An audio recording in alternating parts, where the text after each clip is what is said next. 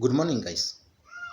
Today, I want us to look at three important events that happened this past week and why I think those events are actually signals to William Ruto that his days in Jubilee are actually numbered. The first event, which happened in Maragoli, was the first signal that was sent to William Ruto.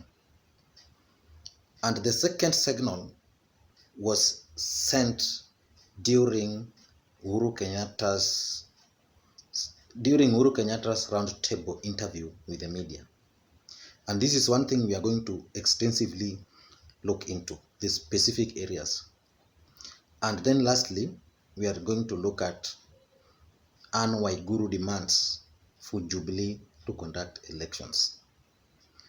But we are going to focus on two things because the issue of David Murathe we had actually looked into extensively, and you can check that video, it's down there.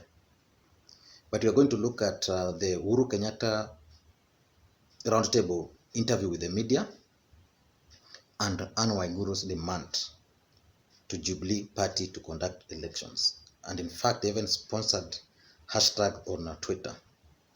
But before we proceed, kindly remember to subscribe. Okay. Uhuru Kenyatta held roundtable interview with the media. And I was having a discussion with my friend, one of my friends in Kisumu here yesterday, because personally I thought that Uhuru was drunk. But my friend had a different idea, and he actually convinced me that everybody drinks, and Uhuru was not a fool to organize for a media briefing in Mombasa and then end up going there drunk. My friend really convinced me, and I want you guys to listen to this part. And after listening to it, then give your own view on whether Uhuru was really drunk or he was not. Because my friend convinced me that Uhuru is actually one of the sharpest presidents when it comes to the economy. So listen. By the way,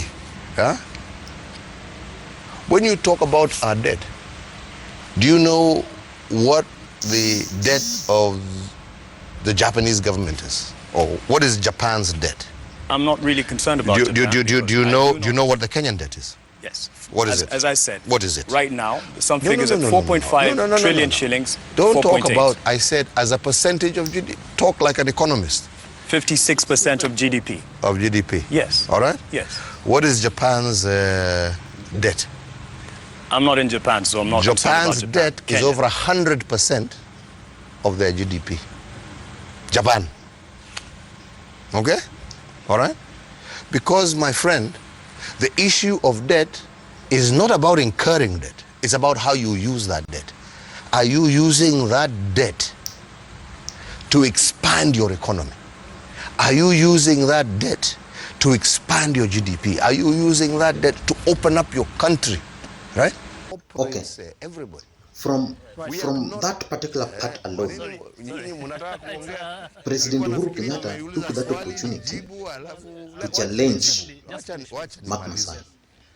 See, Mark Masai was asking Uhuru about the debt in the country, and Uhuru answered him, actually challenged him about the Japan, because you know Japan's economy is way ahead of us.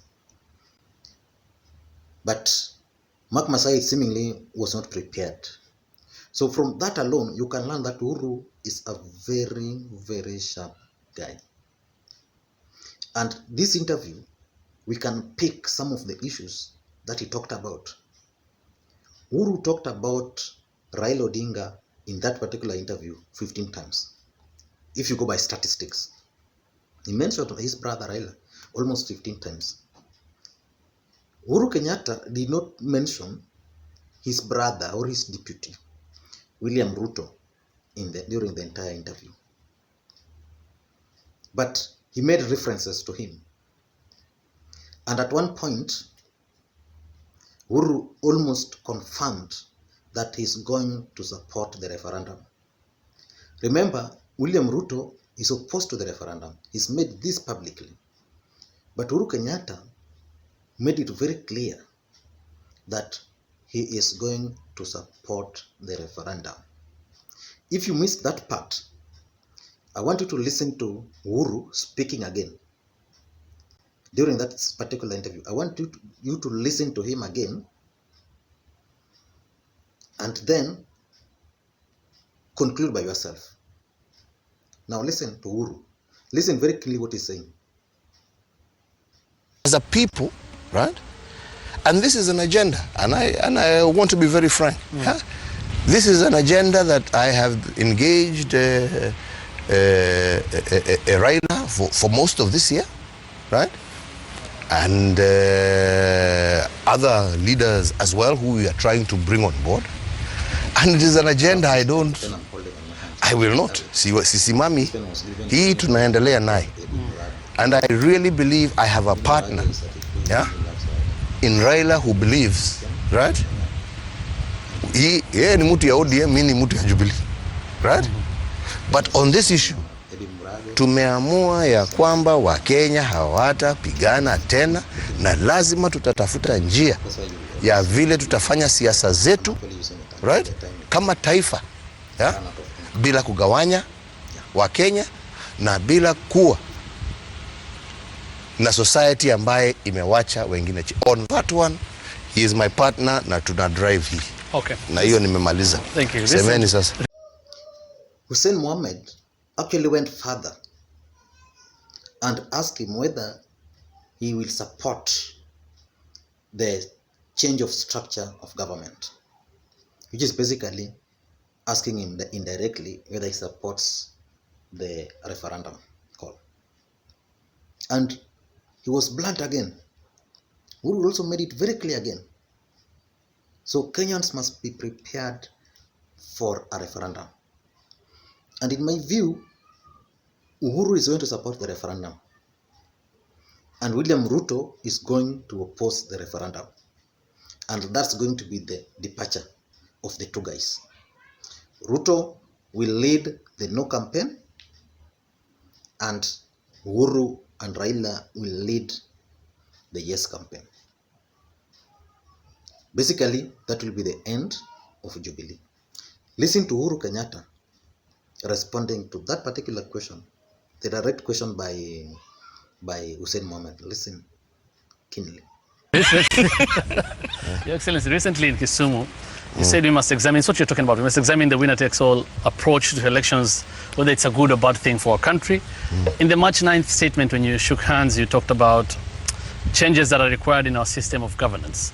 People have been talking about clamor for constitutional change and referendum. Is this what you mean? Are you saying we need a new structure of government? I am not saying anything, and in fact that's why I'm finding it quite surprising that people are engaging about whether there shall be or there shall not be a referendum. I wanted to ask you, Hussein, yeah? Do you not want to be part, yeah, of an agenda that says Kenyans should talk to one another and find out why is it that we are always at loggerheads every 5 years? Do you not want to be part of an agenda, right, that says how do we ensure that corruption, yeah, is fought? Do you not want to be part of an agenda that says, all right, why can't we agree on the basics, you know, healthcare, housing, as we're talking about, things that affect our people, right? And have a much longer term viewpoint that actually overrides any individual, right? Because in 10 years, as a whole, I will not achieve all of those things. No leader will. We must have a system that looks well beyond and looks actually at our grandchildren. Number 2 is Waiguru demands yesterday over Jubilee elections. Remember, Waiguru is not just an ordinary governor. Waiguru, during Uhuru's first term, she was the most powerful cabinet secretary in that government. She was very close to Uhuru Kenyatta. And it is believed up to today, she's still very close to Uhuru Kenyatta. And she also speaks for Uhuru Kenyatta. Waiguru visited Raila Odinga at his office. Remember, Waiguru and Raila had serious misunderstanding. So she visited Raila at his office sometimes back, and they talked. Their meeting took like 2 hours. Nobody knows what they talked about, but when they came out, they said, okay, oh, just as usual, oh, sijui, oh, ile court case to be withdrawn, sijui ile nini, but that's politics. So the demand which Anne Waiguru was putting to William Ruto, to Jubilee supporters, that they must conduct elections, was going to achieve two main things. Number one, it's going to be used to identify people who are close to Uhuru Kenyatta, who believes in Uhuru Kenyatta. And these people are going to be given positions within the Jubilee party. The other thing is, they are going to use that opportunity to remove those who are not following Uhuru.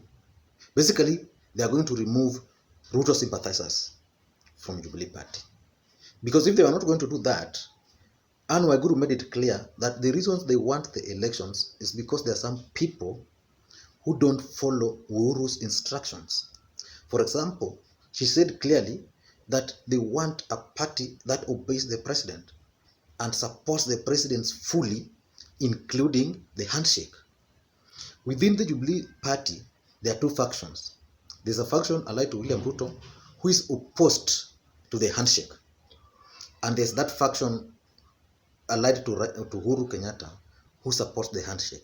So basically what Anne Waiguru was telling them is that we want Jubilee party to be owned by President Uhuru Kenyatta. So basically William Ruto is being thrown under the bus. I don't know what you think, but that's basically what I can read from those two events. Add that to what David Murathe said in Maragoli just the other weekend. If you add those three things, then you get your answer. So William Ruto should actually start thinking on how he's going to get out of Jubilee. Although the close people to him, especially my friends from this region, from Nyanza, have told me that Ruto already has a party. He has a party which he intends to use in 2022 should Uhuru fail to support him. Because Jubilee was actually Uhuru's party. Ruto's party was URP and UDM. And all those parties are now dead. Although I'm told Isaac Ruto has a party, the Mashinani party. I'm told William Ruto is also thinking, his camps are also thinking of using that party in case anything happens. Those are my opinions. Kindly remember to subscribe. Thank you for now, and please enjoy your holidays. Pray also for the kids. Schools are opening and a lot of accidents are happening on our roads. And we have so many people traveling from yesterday back to their respective places. Pray for them. We don't want our roads to just be blood. Thank you guys for watching, and please, I want to thank you so much for subscribing to this channel. You are amazing people.